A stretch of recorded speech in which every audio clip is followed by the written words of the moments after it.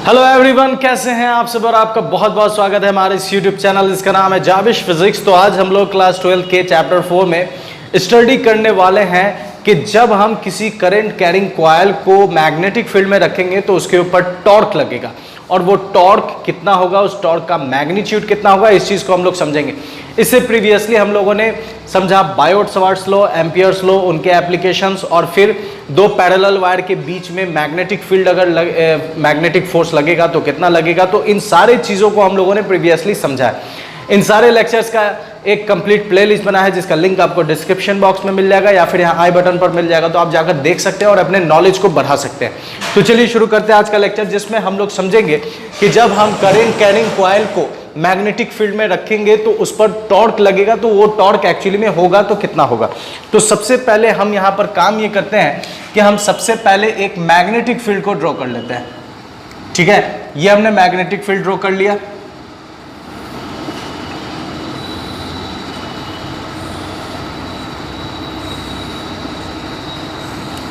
ठीक है, ये हमने मैग्नेटिक फील्ड को ड्रॉ कर लिया। ये हमारे पास मैग्नेटिक फील्ड है बी वेक्टर।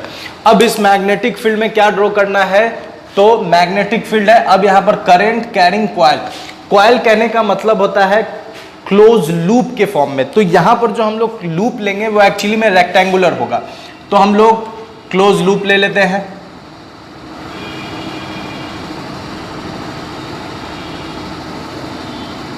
ये हमने लूप ले लिया। अब इसमें देखिए, इस लूप का नाम दे देते हैं ए बी सी डी। इस लूप में करंट की डायरेक्शन को भी ड्रॉ कर देते हैं। तो आई इधर से ऊपर की तरफ, यहां फिर इस तरफ ऊपर की तरफ, फिर इधर बी से सी, फिर इधर सी से डी, और फिर ये वापस हो जाएगी और इधर जितना करंट इसमें गई है उतना ही वापस आ जाएगी। अब ये देखिए, मैग्नेटिक फील्ड हम लोगों ने ड्रॉ कर लिया, करंट कैरिंग कॉइल को भी हम लोगों ने ड्रॉ कर लिया। अब यहां पर थोड़ा काम ये करना है कि हम लोगों ने ये चीज समझा था कि जब हम किसी भी मैग्नेटिक फील्ड में, ठीक है, जब हम किसी भी मैग्नेटिक फील्ड में एक करंट कैरिंग कंडक्टर को प्लेस्ड करते हैं, करंट कैरिंग कंडक्टर को प्लेस करते हैं जिसमें करंट आई है और इसकी लेंथ एल है, तो इसके ऊपर फोर्स लगेगा I L B sine theta. तो ये हम लोगों ने काम करा है इसके ऊपर। तो देखें कि ऐसा लेंथ, तो ये चूंकि रेक्टेंगल है इस वजह से ये वाला हिस्सा इसका लेंथ है और ये वाला हिस्सा इसका विड्थ है, ब्रेथ जिसको कहते हैं, ये भी लेंथ है और ये विड्थ है। तो देखें कि अगर हम ऐसे टुकड़े की बात करें तो इसमें चार टुकड़ा है। एक टुकड़ा ए बी है, दूसरा टुकड़ा बी सी है, तीसरा टुकड़ा सी डी है और चौथा टुकड़ा डी है। ठीक है, तो यहां पर हमने करंट कैरिंग कॉइल को रख लिया है रेक्टेंगुलर के फॉर्म में। अब यहां पर हम लोग थोड़ा काम ये करेंगे कि मैग्नेटिक फोर्स के डायरेक्शन को पता लगाएंगे कि मैग्नेटिक फोर्स का डायरेक्शन किस तरफ है। तो मैग्नेटिक फोर्स के डायरेक्शन के लिए हम लोग Fleming left hand rule use करते हैं। तो फ्लेमिंग लेफ्ट हैंड रूल में क्या होता है कि थंब एफ बी आई, जैसे सी बी आई होता है उसी तरह एफ बी आई ये फोर्स को बताएगा, ये मैग्नेटिक फील्ड को बताएगा, ये करंट को बताएगा। तो देखें, सबसे पहले अगर हम ए बी के लिए काम करें तो मैग्नेटिक फील्ड इस तरफ है, तो हमने मैग्नेटिक फील्ड को इधर दिखा दिया। अब करंट की डायरेक्शन को देखें तो ऊपर की तरफ, तो करंट की डायरेक्शन हम ऊपर कर देते हैं। तो देखेंगे कि ए बी लेंथ पर, ए बी जो साइड है उस साइड पर मैग्नेटिक फोर्स अंदर की तरफ लगेगा। तो हम इसे ड्रॉ कर लेते हैं। ठीक है, मैग्नेटिक फोर्स इस पर ए बी पर किधर लग रहा है, अंदर की तरफ। तो ये मैग्नेटिक फोर्स अंदर की तरफ है, लिख देते हैं फोर्स ऑन ए बी। ठीक है, अब ए बी पर फोर्स लग रहा है। अब देखिए, अगर हम सी डी की बात करें तो फिर से देखिए, एफ बी आई, बी इधर है, करंट नीचे की तरफ, तो करंट नीचे की तरफ, तो थंब देखेंगे बाहर की तरफ है, तो इस पर जो फोर्स लग रहा है, इस पर जो फोर्स लग रहा है वो बाहर की तरफ है, तो एफ सी डी। अब बात करते हैं BC की, तो BC पर देखें तो मैग्नेटिक फील्ड इस तरफ है और करंट की डायरेक्शन उस तरफ है। तो करंट की डायरेक्शन उस तरफ है, तो हम देखें कि मैग्नेटिक फील्ड इधर ये B है, तो B ऐसे, करंट उधर है, तो करंट को हम थोड़ा ऐसे घुमा देते हैं। अब देखिए, ये B हो गया, करंट अंदर की तरफ है, तो इस पर जो फोर्स लग रहा है वो किधर, नीचे की तरफ। तो इस पर फोर्स लगेगा नीचे की तरफ, तो ये हो गया FBC। सेम काम हम यहां करें तो देखेंगे कि B इधर है और करंट इस तरफ है। ठीक है, करंट इस तरफ है, तो इस पर फोर्स किधर लगेगा, ऊपर की तरफ। ठीक है, तो यहां पर फोर्स लग रहा है ऊपर की तरफ और ये हो गया FAD। अब यहां पर चारों एज पर फोर्स लग रहा है अलग अलग डायरेक्शन में। तो जब अलग अलग डायरेक्शन में लग रहा है तो हम इसे लिख सकते हैं कि एफ ए बी, ठीक है, F A B, force F A B कितना होगा, तो होगा I L B sine theta. किधर लग रहा है, अंदर की तरफ, तो इनवर्ड। उसके बाद एफ सी डी, ये भी कितना है, तो I L B sine theta. ये कितना लग रहा है, तो ये बाहर की तरफ लग रहा है, तो इसे लिख देते हैं आउटवर्ड, ठीक है। उसके बाद देखिए F B C, F B C, F B C, इस पर फोर्स कितना लगेगा, तो आई और डब्लू लेंथ पर लग रहा है इसलिए एल देखा है, विड्थ पर लग रहा है इसलिए डब्लू देखा रहे हैं, ठीक है। आई डब्लू बी साइन थीटा, ये किधर लग रहा है, डाउनवर्ड, ठीक है, डाउनवर्ड। और F A D, F A D कितना है, तो आई डब्लू बी साइन थीटा, और ये किधर लग रहा है, अपवर्ड। तो अब यहां पर एक चीज नोटिस करें कि एफ ए बी इनवर्ड है, एफ सी डी आउटवर्ड है, तो दोनों, ये अंदर की तरफ, ये बाहर की तरफ, और दोनों का मैग्नीट्यूड सेम है। इस वजह से एफ ए बी बराबर है किसके, माइनस एफ सी डी के बराबर है, क्योंकि दोनों का ही मैग्नीट्यूड सेम है और डायरेक्शन अपोजिट है। तो F A B plus F C D अगर हम करें तो रिजल्ट हमें कितना मिलेगा, 0। फिर से अगर हम काम करें तो हम ये देखेंगे कि एफ बी सी देखिए, तो एफ बी सी की दोनों के मैग्नीट्यूड सेम है लेकिन डायरेक्शन अपोजिट है, तो एफ बी सी किसके बराबर होगा, माइनस एफ ए डी के बराबर होगा।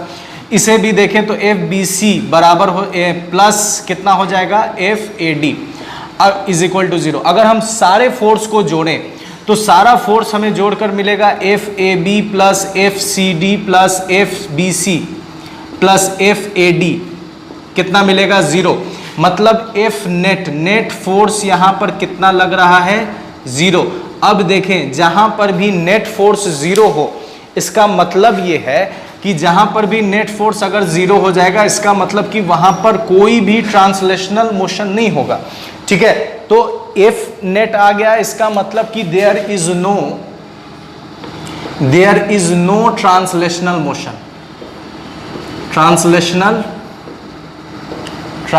मोशन, कोई भी ट्रांसलेशनल मोशन नहीं होगा। But there may be rotational motion, वहां पर रोटेशनल मोशन हो सकता है। अब रोटेशनल मोशन के लिए कंडीशन क्या है, ठीक है। तो लेकिन नेट फोर्स 0, इसका मतलब ट्रांसलेशनल मोशन नहीं होगा, लेकिन वहां पर रोटेशनल मोशन हो सकता है। ट्रांसलेशनल मोशन कहने का मतलब कि ये जो कॉइल है ये ना इधर जाएगा या ना इधर जाएगा, ना ऊपर जाएगा ना नीचे जाएगा, क्योंकि इस पर नेट फोर्स 0 है, इस वजह से ट्रांसलेशनल मोशन नहीं होगा, लेकिन रोटेशनल मोशन हो सकता है। रोटेशनल मोशन होने का कंडीशन ये है कि चूंकि इसके पास इक्वल और अपोजिट फोर्स लग रहा है, तो इक्वल और अपोजिट फोर्स कहीं पर भी हो तो वहां पर चांसेस है कि रोटेशनल मोशन हो, लेकिन एक कंडीशन है। क्या कंडीशन है, कि उसका लाइन ऑफ एक्शन सेम होना चाहिए। अब लाइन ऑफ एक्शन क्या होता है, इसे थोड़ा समझिए कि अगर जैसे ये है, इस पर देखें तो ये मेरा ये वाला हाथ इसको इस तरफ खींच रहा है और ये वाला हाथ मेरा इसे इस तरफ खींच रहा है, तो अब देखें कि इस पर दो फोर्स लग रहा है अपोजिट डायरेक्शन में, ये वाला इधर खींचना चाह रहा है, ये वाला इसे इधर खींचना चाह रहा है। तो अब देखें कि यहां पर दोनों फोर्स इक्वल है और अपोजिट भी है, लेकिन दोनों का लाइन ऑफ एक्शन सेम है। लाइन ऑफ एक्शन कहने का मतलब कि ये हाथ और ये हाथ दोनों एक ही लाइन पर आ रहा है, देख सकते हैं ये दोनों एक ही लाइन पर ऐसे आ रहा है, तो इसका लाइन ऑफ एक्शन सेम है। तो जब लाइन ऑफ एक्शन सेम होगा तो फोर्स जो रोटेशनल मोशन है वो क्रिएट नहीं होगा, यहाँ पर कोई भी रोटेशनल मोशन क्रिएट नहीं हो सकता, क्योंकि यहाँ पर लाइन ऑफ एक्शन सेम है। लेकिन अगर लाइन ऑफ एक्शन डिफरेंट हो जाए, कैसे, इस ये वाला फोर्स जो कि मिडिल में लग रहा था वो इस यहाँ वाले एंड पर लगे और ये इधर लगे, तो अब देखिए इस वाले का लाइन ऑफ एक्शन नीचे है और इस वाले का लाइन ऑफ एक्शन ऊपर है और दोनों के बीच में ये परपेंडिकुलर डिस्टेंस। तो अब जब हम फोर्स लगाएंगे तो ये ऐसे टर्न होना शुरू हो जाएगा। तो रोटेशनल फोर्स, रोटेशनल मोशन के लिए फोर्स का पेयर में होना जरूरी है, लेकिन वहां पर उसका लाइन ऑफ एक्शन क्या होना चाहिए, अलग होना चाहिए। दोनों के लाइन ऑफ एक्शन में परपेंडिकुलर डिस्टेंस होना चाहिए, तभी रोटेशनल मोशन क्रिएट होगा। तो अब देखें कि इस दोनों फोर्स के लिए देखें तो ये दोनों का लाइन ऑफ एक्शन अलग है, लेकिन इसका और इसका लाइन ऑफ एक्शन सेम है। तो यहां पर हम लिख सकते हैं कि एफ ए बी, ठीक है, एफ ए बी और एफ सी डी इस दोनों का डिफरेंट लाइन ऑफ एक्शन है, डिफरेंट लाइन ऑफ एक्शन। लेकिन इसका अगर हम देखें तो सेम लाइन ऑफ एक्शन है, सेम लाइन ऑफ एक्शन। तो इसके वजह से रोटेशनल मोशन क्रिएट नहीं होगा, लेकिन इसके वजह से रोटेशनल मोशन क्रिएट होगा। अब जब फोर्स रोटेशनल इफेक्ट पैदा कर देता है तो हम ये कहते हैं कि वो फोर्स नहीं है, वो टॉर्क है। Turning effect of force is called torque. तो यहां पर ये जो पेयर है F A B F C D, ये क्या कर रहा है, ये मिलकर, ठीक है, this will create torque, this will create torque, ये टॉर्क क्रिएट करेगा, ठीक है। क्यों टॉर्क क्रिएट करेगा? क्योंकि इसके पास डिफरेंट लाइन ऑफ एक्शन है। तो अब ये जो कॉइल मैंने रखा है ये ऐसे मूव करना शुरू हो जाएगा, सिर्फ इस दोनों की वजह से, इस दोनों की वजह से नहीं, क्योंकि ये दोनों के पास लाइन ऑफ एक्शन अलग है और इस दोनों के पास लाइन ऑफ एक्शन सेम है, ठीक है। अब यहां पर देखें अब यहां पर देखें तो लाइन ऑफ एक्शन डिफरेंट है, टॉर्क क्रिएट होगा। तो टॉर्क का फॉर्मूला क्या होता है? तो टॉर्क का फॉर्मूला होता है, ठीक है, टॉर्क का फॉर्मूला होता है torque is equal to force into perpendicular distance, force into perpendicular distance. तो अब यहां पर हम टॉर्क के लिए काम कर रहे हैं, तो टॉर्क लग रहा है तो tau is equal to force. अब यहां पर थोड़ा सा काम करना है परपेंडिकुलर डिस्टेंस के लिए, फोर्स तो है, फोर्स की जगह पर हम इतना पुट कर देंगे, लेकिन परपेंडिकुलर डिस्टेंस के लिए क्या काम करेंगे थोड़ा समझिए। परपेंडिकुलर डिस्टेंस के लिए हम काम ये कर सकते हैं कि जैसे जो फिगर है इस फिगर को फिर से हम अगर ड्रॉ करें तो देखिए यहां पर ये मैग्नेटिक फील्ड है, ये मैग्नेटिक फील्ड है, ठीक है, ये मैग्नेटिक फील्ड हो गया। इस मैग्नेटिक फील्ड में मैंने यहां कॉइल रखा है इस तरह, इसका नेमिंग लिख देते हैं बी सी, ठीक है। अब इस पर फोर्स लग रहा है एफ सी डी, ठीक है, ये इधर फोर्स लग रहा है एफ सी डी और इस पर इधर फोर्स लग रहा है एफ ए बी। इसका टॉप व्यू ये हम लोग ऊपर से देख रहे हैं तो ये आपको ऐसा दिखेगा। अब इसमें एक चीज और है जो रह गया है, वो ये है कि ये इसका एन कैप, एन कैप कहने का मतलब एरिया वेक्टर, ये एन कैप इस कॉइल का एरिया वेक्टर, ये ऐसे कॉइल है तो ये इसका एरिया वेक्टर हो जाएगा, ठीक है। ये ऐसे ऐसे घूमेगा तो इसका एरिया वेक्टर भी घूमेगा, एरिया वेक्टर बताएगा कि इसका फेज या इसका चेहरा किधर किधर घूम रहा है। तो एन कैप एक्चुअली में इसके एरिया वेक्टर को बता रहा है। तो जब ये ऐसे है, मैग्नेटिक फील्ड ऐसे, देखिए ये इसका एरिया वेक्टर है और ये मैग्नेटिक फील्ड, तो कुछ ना कुछ एंगल बन रहा है यहाँ पर एरिया वेक्टर और मैग्नेटिक फील्ड के बीच में। तो यहाँ पर मान लेते हैं कि एंगल जो बन रहा है वो कितना बन रहा है। तो सबसे पहले हम एरिया वेक्टर, ये एरिया वेक्टर यहाँ पर है, फिगर में एरिया वेक्टर यहाँ पर है, तो हम एक और एरिया वेक्टर यहाँ दे देते हैं। और ये थीटा, ये थीटा किसके किसके बीच में है? तो बी वेक्टर और एरिया वेक्टर के बीच में। तो थीटा क्या है? तो हम यहाँ पर थीटा के बारे में लिख सकते हैं कि थीटा इज दी, ठीक है, theta is the angle between, ठीक है, angle between B vector and A vector, area vector और मैग्नेटिक फील्ड के बीच का एंगल क्या है? थीटा। यहां पर ये एन कैप है, एन कैप एरिया वेक्टर, ठीक है, एरिया वेक्टर कुछ ना कुछ एंगल बनाएगा, किससे? इस बी वेक्टर से। तो मान लेते हैं कि ये एरिया वेक्टर कितना एंगल बना रहा है? थीटा एंगल बना रहा है। अब थोड़ा यहां पर समझना है कि ये थीटा है तो ये वाला हिस्सा भी क्या हो जाएगा? थीटा हो जाएगा। अब इस चीज को थोड़ा समझिए कि ये कैसे थीटा हो जाएगा, ठीक है। अब देखें तो रेड वाला ब्लू वाले पर 90 डिग्री बना रहा है, रेड वाला ब्लू वाले पर 90 डिग्री है, ठीक है, और यहाँ पर रेड वाला ब्लू वाले पर 90 डिग्री है और ये ब्लैक वाला ब्लैक वाले पर 90 डिग्री, ठीक है, ये ब्लैक वाला ब्लैक वाले पर 90 डिग्री। तो इसे 90 डिग्री के पैटर्न में बना देते हैं, ठीक है। ये देखिए रेड वाला ब्लू वाले पर 90 डिग्री और ब्लैक वाला ब्लैक वाले पर 90 डिग्री। तो अब देखें कि इसे थोड़ा ध्यान से समझिएगा कि जैसे मान लेते हैं ये 90 डिग्री है, ठीक है, ये 90 डिग्री हो गया, ठीक है, ये 90 डिग्री। और ये भी 90 डिग्री। तो अब देखें कि जितना ये 90 डिग्री इधर उठेगा, मतलब जितना ये वाला ये जितना एंगल से इधर उठेगा उतना ही ये इधर झुकेगा। ठीक है, जैसे देखिए कि इसे थोड़ा और समझना है, उसके बाद आपका कंसेप्ट अच्छे से क्लियर हो जाएगा। जैसे ये देखिए, जैसे ये 90 डिग्री है, ये 90 डिग्री है और यहीं पर एक और 90 डिग्री है कुछ इस तरह, एक और 90 डिग्री है कुछ इस तरह। अब देखिए जब हम इस 90 डिग्री को यहाँ से उठाएंगे तो ये 90 डिग्री यहाँ पहुँचेगा और ये 90 डिग्री यहाँ आ जाएगा। तो ये अगर थीटा डिग्री उठा है तो ये इधर कितना डिग्री झुकेगा, थीटा डिग्री झुकेगा। वही कंसेप्ट यहाँ पर है कि ये 90 जो था, जो कि पहले ऐसे था, ये डॉटेड लाइन ऐसे, इसे मैंने उठाकर 30 डिग्री थीटा डिग्री इधर उठा दिया, तो ये थीटा डिग्री उधर उठा है, तो ये थीटा डिग्री इधर, ये इधर थीटा डिग्री क्या होगा, इससे थीटा डिग्री झुक जाएगा इस तरफ। थीटा डिग्री इधर उठाए तो ये थीटा डिग्री इधर 90 डिग्री से इधर झुक गया। वही चीज यहाँ पर है कि ये थीटा है तो ये भी थीटा, क्योंकि दो 90 यहाँ पर है। तो अब यहाँ पर ये थीटा है, तो अब यहाँ पर काम ये करना है कि हमें परपेंडिकुलर डिस्टेंस निकालना है, किसके बीच में, फोर्स के बीच में।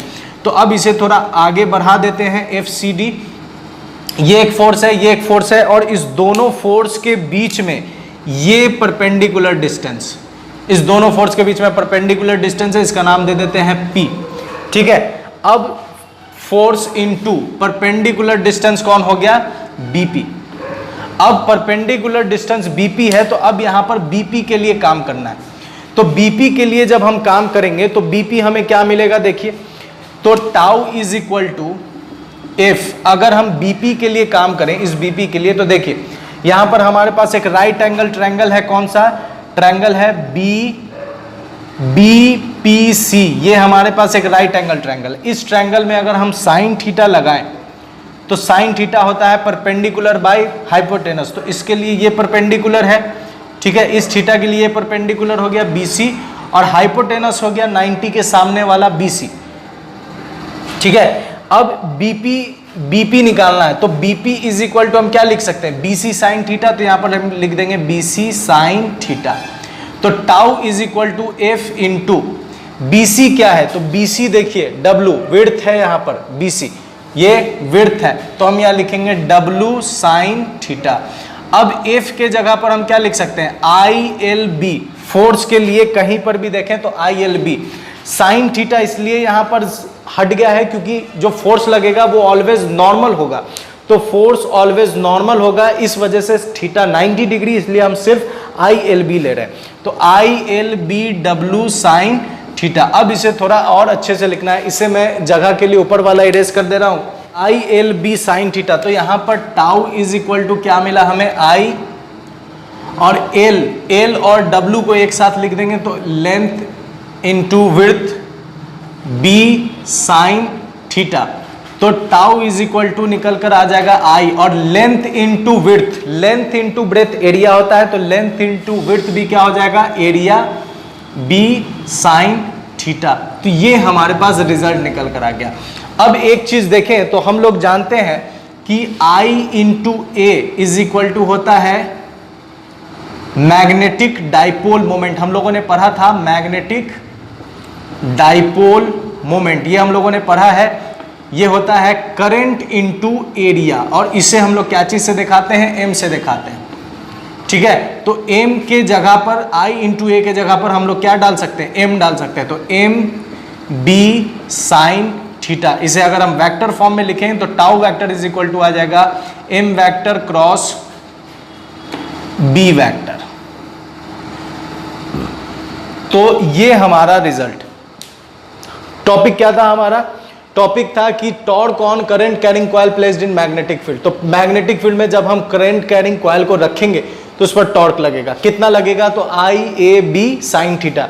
I करंट है, A यहां पर कॉइल का एरिया है, B मैग्नेटिक फील्ड है, और थीटा क्या है, तो theta is the angle between B vector and A vector. Area vector और मैग्नेटिक फील्ड के बीच के थीटा को ही हम लोग, एंगल को ही हम लोग क्या कह रहे हैं, थीटा बोल रहे हैं। तो ये आ गया कितना, IAB साइन थीटा, और यहाँ टाउ करंट इंटू एरिया क्या होता है, मैग्नेटिक डाइपोल मोमेंट, इसलिए टाउ इज इक्वल टू आ गया MB साइन थीटा इसे वेक्टर फॉर्म में लिखेंगे तो एम क्रॉस बी वेक्टर। ठीक है, उम्मीद करते हैं आपको बेहतरीन तरीके से ये लेक्चर समझ में आया होगा। अगर आपको थोड़ा सा भी कहीं भी कोई भी डाउट है किसी भी टॉपिक में तो बेशक कमेंट बॉक्स में अपने डाउट को डालें और मैं इंशाल्लाह उसके ऊपर जरूर वीडियो बनाऊंगा। तो मेरे साथ बने रहने के लिए बहुत बहुत शुक्रिया। अपना ख्याल रखें। गुड बाय एंड खुदा हाफिज।